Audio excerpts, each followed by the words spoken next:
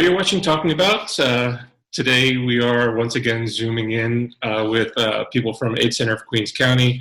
We're going to be discussing what seems to me in my own head like a broad topic, behavioral health. We'll kind of define what that is and what that encompasses. I have some very qualified individuals with me. Let's see, reading off my list, so forgive me. Laura Anhalt, Director of Behavioral Services. Wave and say hi. Hi. Erica Vasquez, SEP Coordinator. Say hi. Hi. Social worker Bobby Hamilton, therapist also as well. Say hello. Hello. Terrell Blair, substance use counselor in harm reduction. Hi. Hello. Vanessa Ramirez, Supervisor of Supportive Services. Welcome. Hi. Okay, so like I said in the intro, behavioral health to the casual onlooker can be a very vague term. What exactly does that encompass or mean in general? In general, it is all of our mental health services and all of our services in terms of substance use. So it encompasses both substance use and mental health. It's good to know that that's out there, but there are people who are out there who are casual users through abusers and through addiction. I know there are a lot of recovery people in my life, and not all of them jumped headfirst from either using or addiction just directly into recovery, which kind of brings us toward I suppose the harm reduction model. I was thinking about this as I was looking things up. It's like it kind of went back to, I don't know if they still do it, but when I was in school, they had the Great American Smokeout every year. And I remember one year, they gave us all rubber bands. Yeah, it's like any smoker, give you a little rubber band. You snap the rubber band when you want a cigarette. That's a very oversimplified version of in my head of harm reduction. Find another activity or diversion. Am I on track with that, or am I oversimplifying, or am I way off base? Yeah, you're somewhat on the right track. We with harm reduction, Terrell Blair. We sort of meet the individual where they're at. The modality itself for a lot may seem like you're condoning the behavior, but the reality is we meet the individual where they're at. We give them different types of harm reduction. I want to say coping mechanisms to fill in the gap. So let's just rewind it. During quarantine, most of our clients are HIV positive with substance use history, and they were bored beyond their minds. There was no blueprint in regards to what we were dealing with. So as a team, and I can't keep it on the eye or whatever, because we had a great source of individuals that was just reaching out, and we incorporated a slew of different types of coping mechanisms. For some, you wake up in the morning and if you could just get into some exercise and read a bit more, practice more of the coping skills. We have a slew of different coping skills that some individuals have yet to try to indulge in. If some were drinking a bit more, if you were drinking 5 beers per day, let's try to work on drinking at least 3 beers per day. We were doing groups a bit more on, via Zoom. Some things that were new to them actually, but it enhanced their technology skills as well. So we were filling in the void as best as we could. So yes, we were meeting them where they were at, and just taking those small steps to reach a goal actually. Okay, and when you're trying to do the subtle behavior modification in that, is that approach, is it a one size fits all kind of thing? How do you? It varies. It varies. It varies. I mean, well, when individuals are first introduced to the program, the bulk of them do have a concept of what harm reduction is, you know.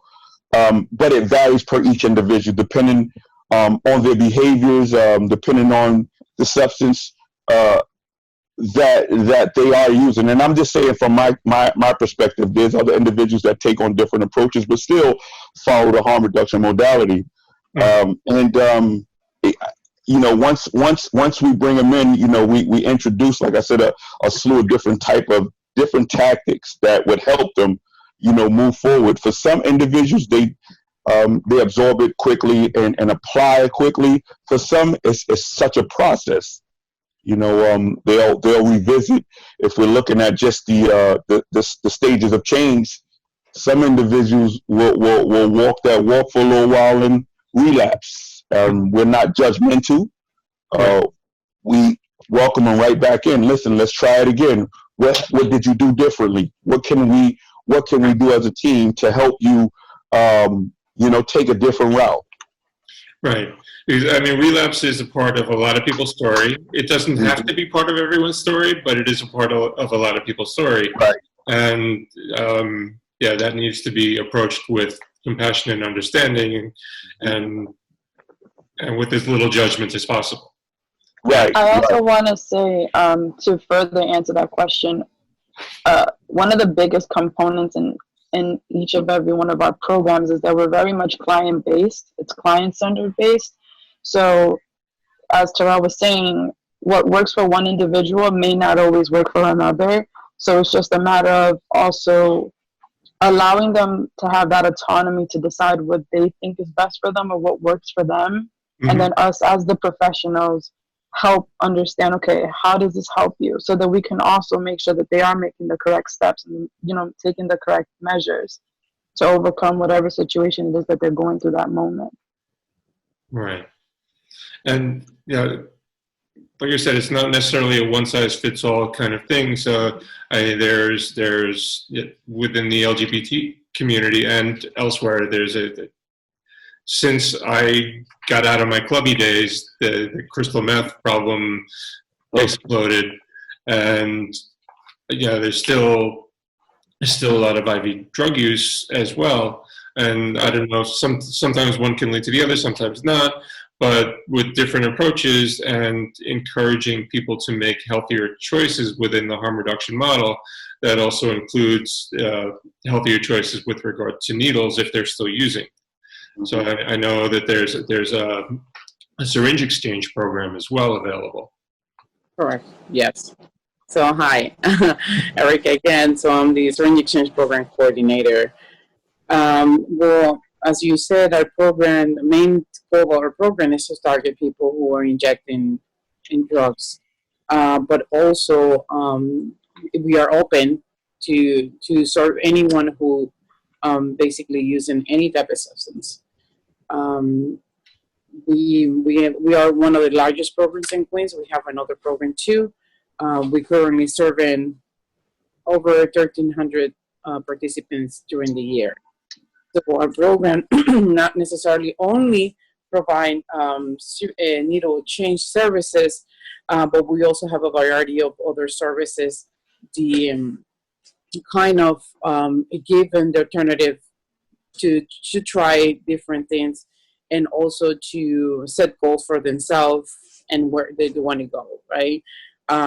We do have overdose prevention training and narco distribution, which is one of our biggest programs too.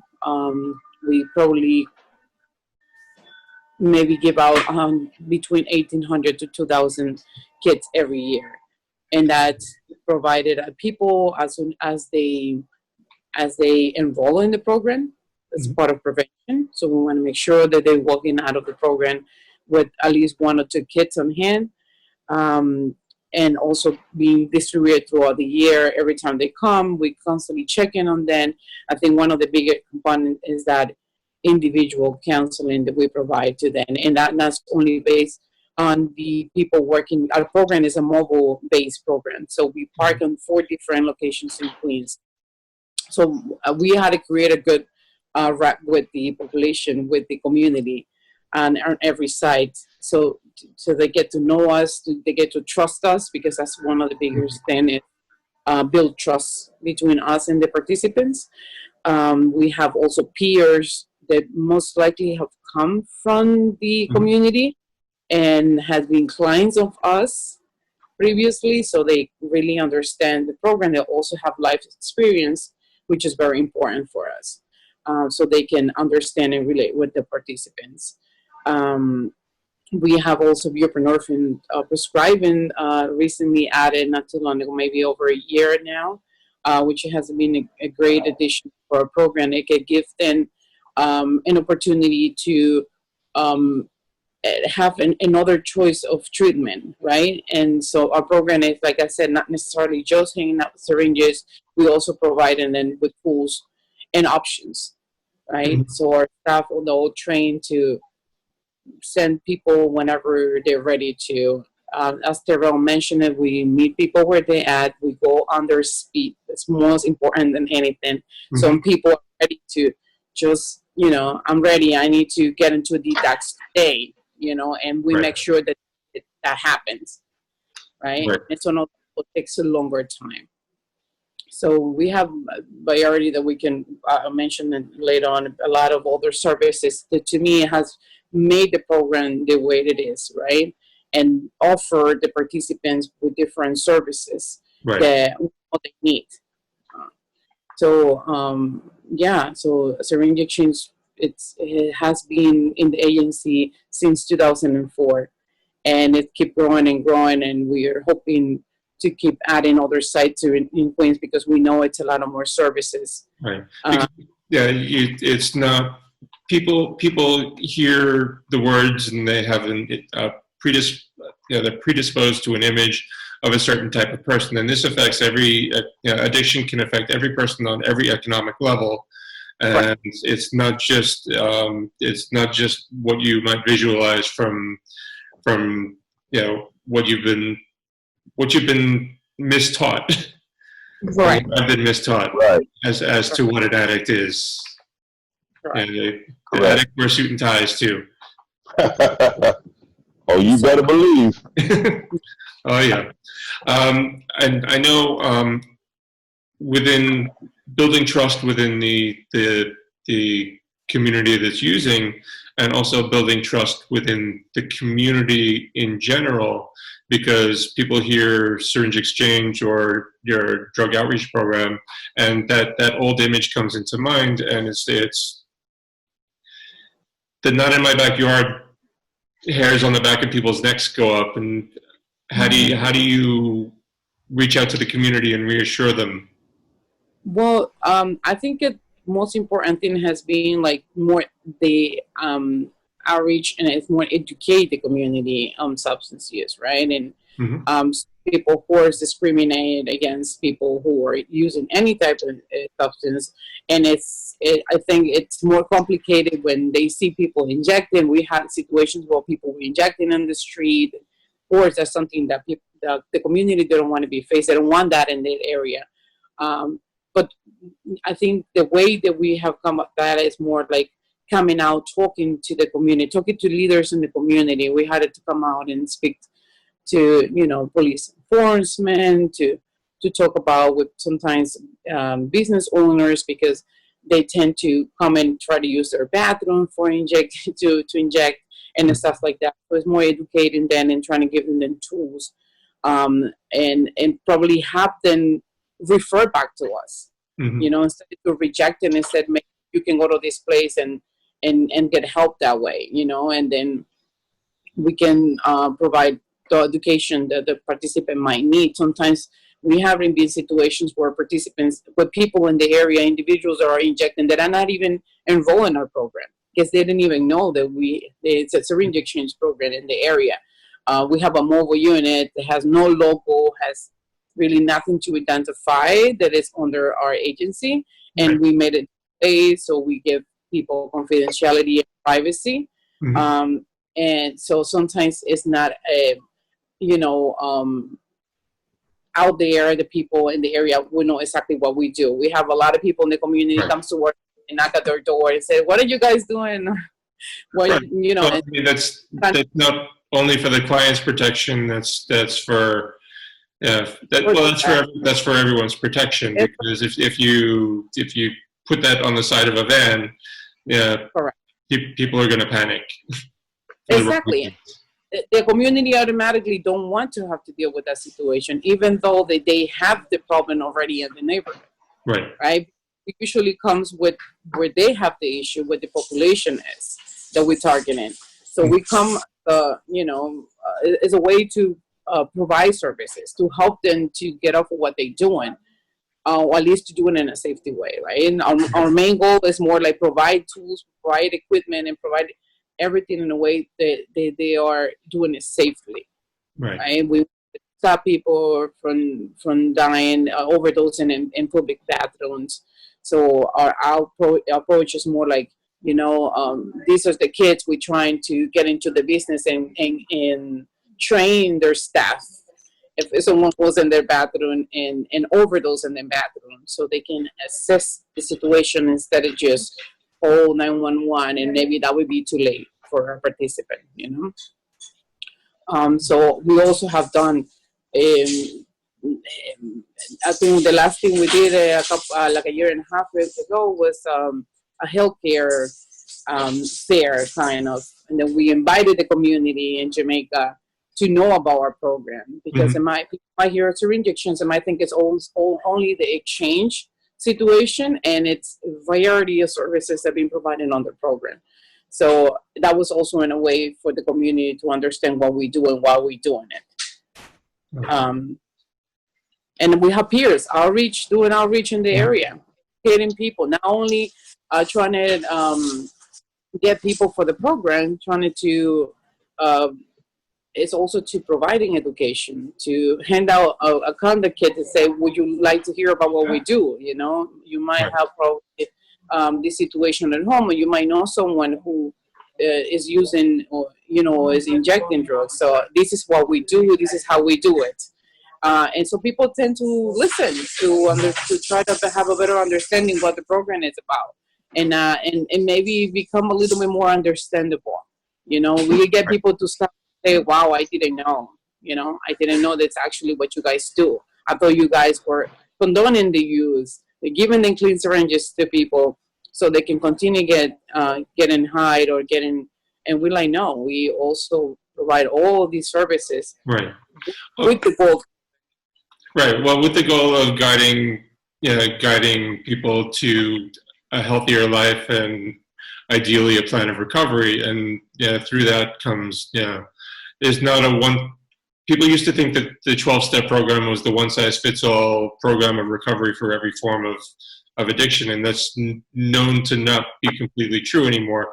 So with the mental health and the counseling aspect of it, does that be there to help guide people through from there to a healthier program? So what we find too is, as you stated, when I first got in the field, it was like, if you're harm reduction, we don't want to hear too much about 12-step, right? But what I find is that, there's individuals that have used a slew of different types of methods to help them move forward.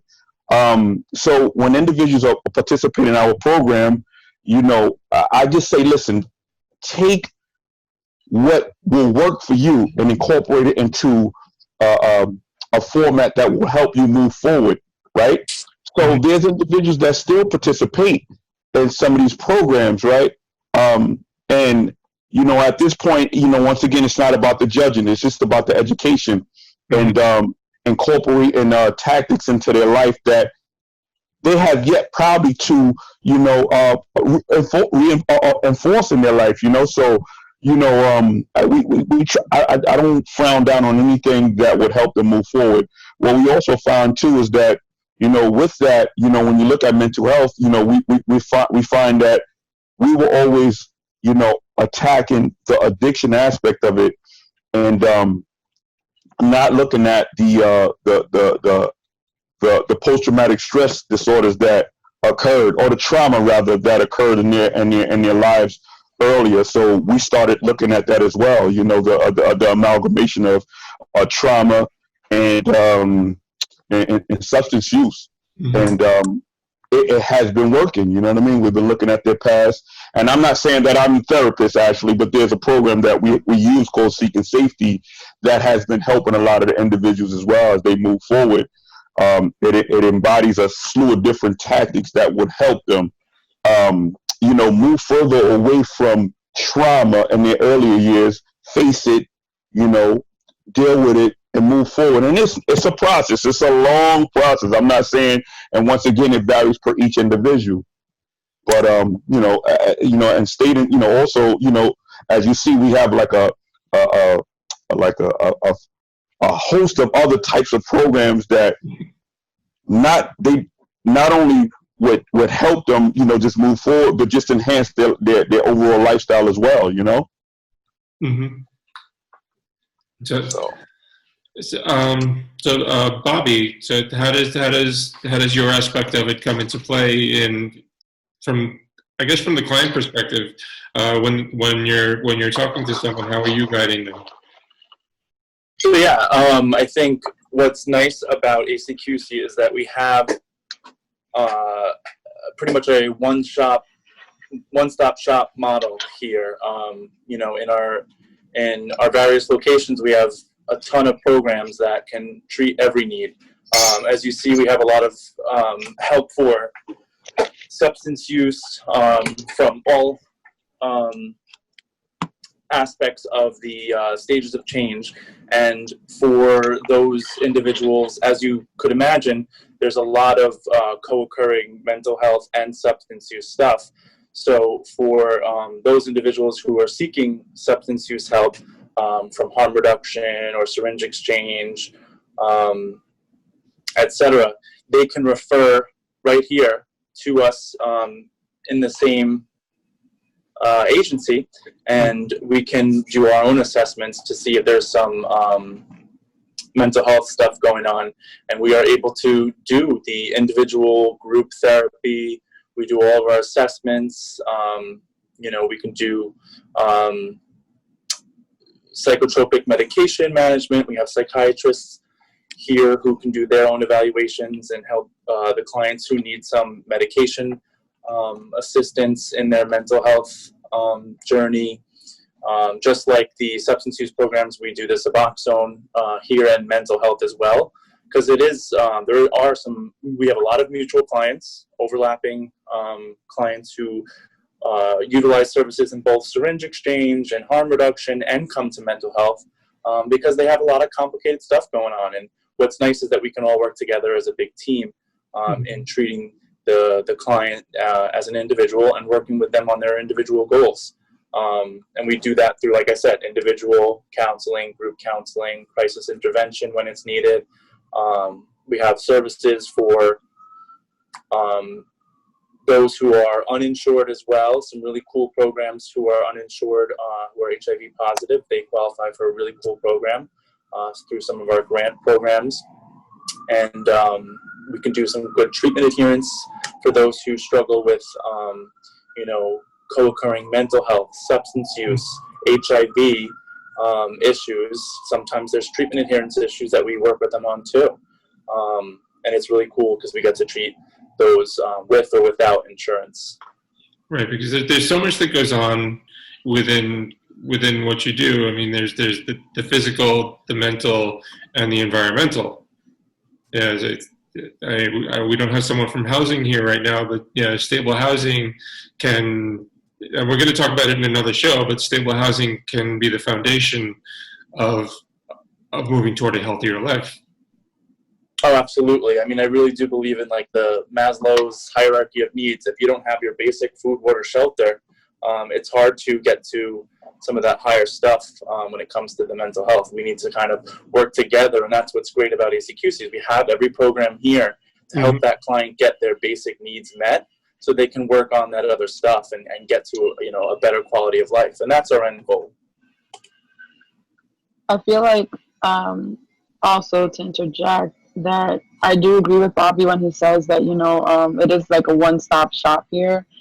We all work very closely together. So a lot of us have mutual clients where, let's just say, our case management. So we have a supportive counseling and family stabilization program here for those clients who are suffering from substance abuse. And that can vary through our LGBTQ, here through our Queens. It's anybody pretty much who has these reoccurring issues. And let's just say one of our clients, we haven't heard from them, or they haven't, submitted labs, because we collect labs also to keep track of their HIV, the adherence to the medications, to their appointments. And I can call Terrell. And, if this client is seeing Terrell for harm reduction and for the group counseling, I can say, hey, T, have you spoken to so-and-so? Or I can call Bobby, who might be the client's therapist. So it just makes it very easy for us to keep track of these clients and not lose them. And I think that's what's been the most effective. In our case management program, we identify those individuals who are in need of support and counseling with the intention to reduce and hopefully overcome the barriers that they face. Because, truth be told, a lot of these clients are discriminated upon because people don't understand substance abuse, like we've spoken of now. It's kind of hard for people to grasp. People sometimes confuse it with being a choice, and many times it's not. So in our program, what we do is we make sure to engage these clients and provide the services that they need, which can range from going to HRA for benefits to making sure that they're speaking to their caseworkers, or for housing, like you stated. So our job is to sometimes refer to housing to make sure that they're being placed, whether that's a shelter or permanent housing. So we're there every step of the way to refer and to accompany, because we know that many times these clients need that extra support, that extra push, because they can't do it alone. So that's what we're here for. And I feel like all that combined with all of us and what we're doing has helped a lot, because we're not only supporting the clients, but we're supporting each other. Yeah, that's. I have such an admiration for everything that ACQC does, and yeah, that's why I'm trying to be here as the cheerleader, and help people understand what services are available and what's out there. And I also want to reinforce that if you go to the acqc.org website, right there at the top of the page, there's a donate button, because everybody who can help in their own way should. Plain and simple. Right. By helping all these people within the community, you're helping build a better community. Correct. One of the things I also want to point out is that during this period of the pandemic, we have really transitioned to do all of our services remotely. So all of our programs are still working together. All of our programs are collaborating. Clients are still being serviced. We are still doing remote counseling, remote groups. We are doing case management. We're doing housing. Our syringe exchange is considered an essential program, so they have been going out. So all of our programs are still up and running. Granted, we miss our clients. We miss the fact that they can come in for coffee and just feel that they're in a safe place, but the services are still continuing. And they're continuing strong, and we're still welcoming new clients for any of our services, despite the fact that we can't see them in person. Right, the social aspect of it is very important, and we were chatting a little bit before the show. It's like I would love to have everybody in the studio, and we could make have the whole big social experience of it as well. But with immense gratitude, we have programs like this where we can actually still see each other. We're not ready to give each other a big hug yet, but we can still see each other and interact and get the information and a good amount of the support that we need. And now more than ever, I believe that the services are very much needed. Substance use is up. People are experiencing more mental health symptoms. So this is especially when I think we need to be encouraging people that may not be connected to also call and find out what we do.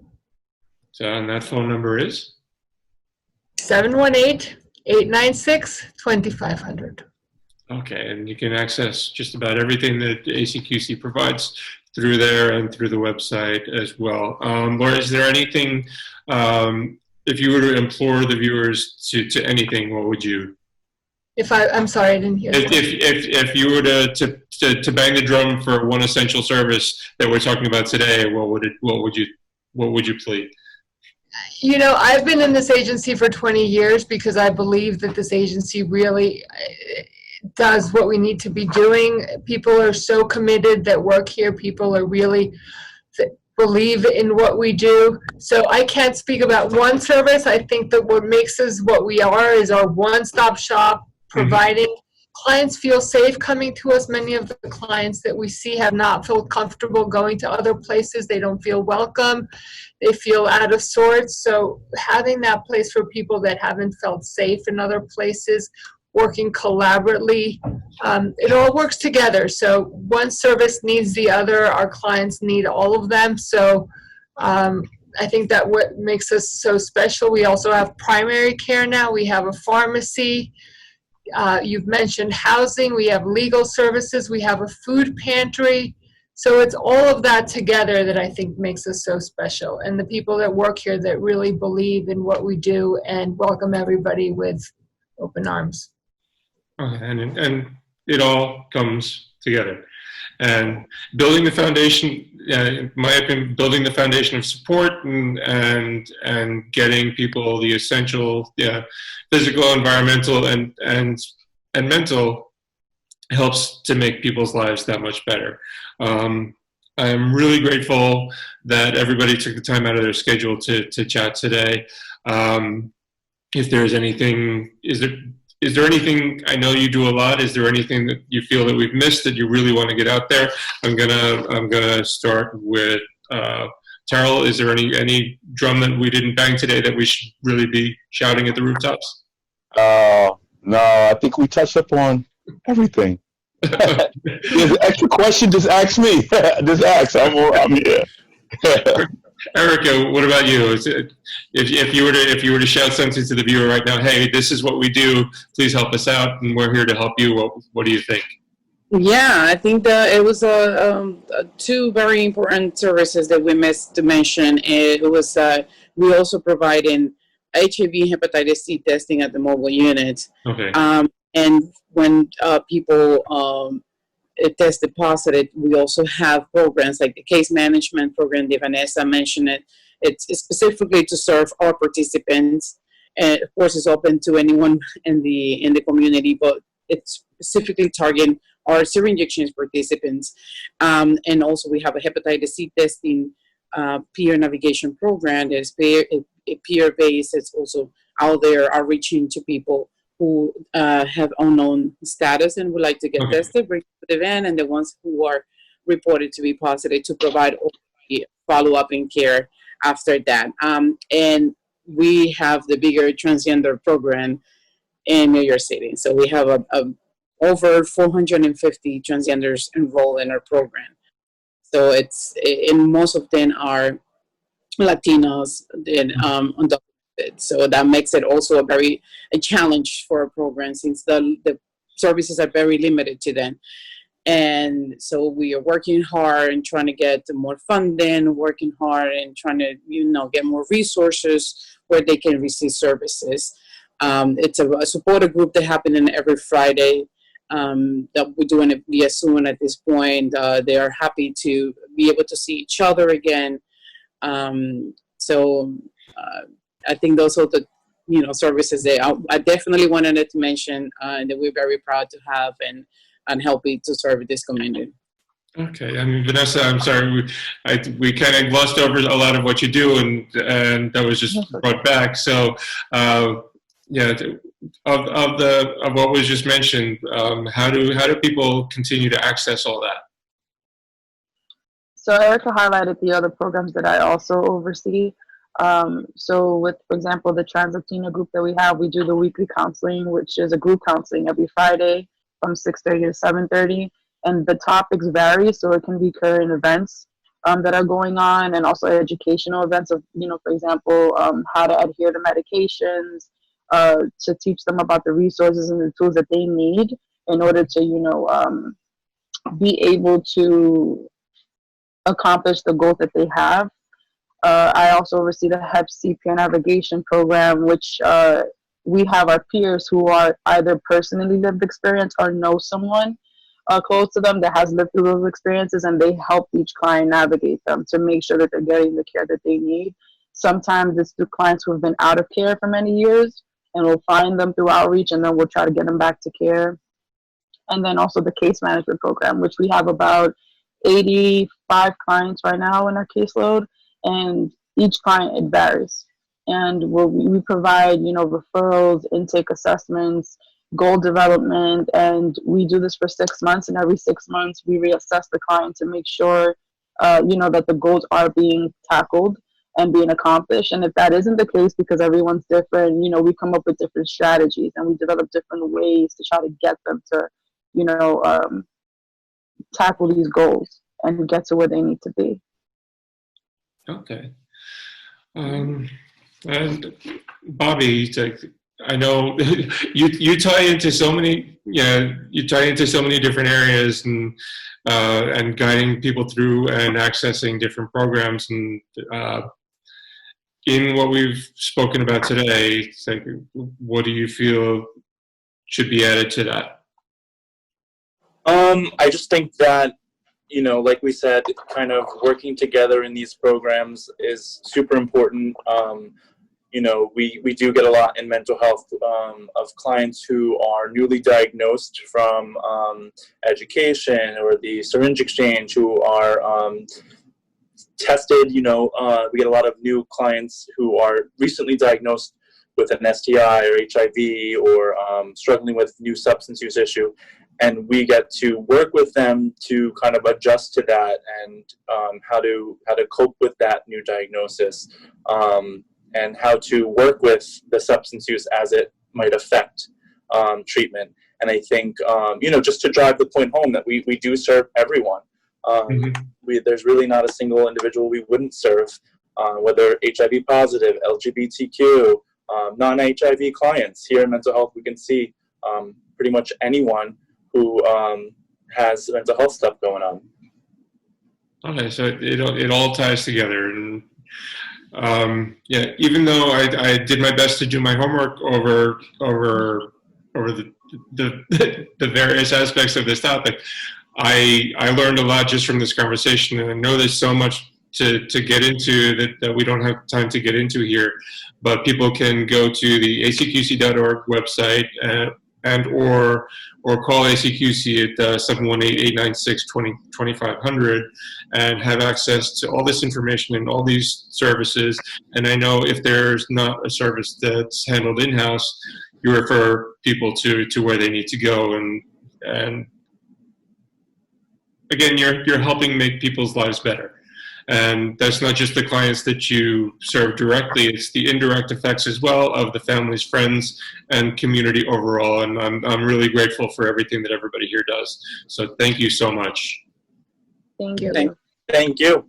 And thank you for taking the time to sit with me, and thank you for watching the show. There's more. We've done a whole bunch of stuff with ACQC, and we have more that we're going to be doing. So if you go to the talkingabout.info website, you can catch a lot of the conversations that we've had, and you can learn more about the services that they do. And we have plenty of other topics that we cover as well. Arts, information, and variety. There's a whole bunch of good, bad, and ugly stuff that I've done that I'm not ashamed to put online, even though I probably should be sometimes. So thank you for watching. I'm John Griffith. Thank you to everyone from ACQC who's here today, and I will see you next time. All right, thank you. Thank you. Bye. Bye.